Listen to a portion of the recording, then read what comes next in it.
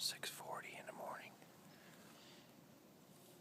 This should be perfect day. I tell you, I was here last year, and it doesn't matter what kind of bow you have, you still got to get good equipment to go on the bow. I got a nice PSC X6. Came with a ripcord. And it failed on me last year. It didn't drop when I was shooting a 160 to 170 class buck. So, you know what?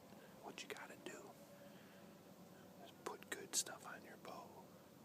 So, I got an NAP this year. We're gonna see how it does. So, stay tuned. It's nice. It's a little breeze, not bad. It's about 53 degrees, 54. Let's get her done.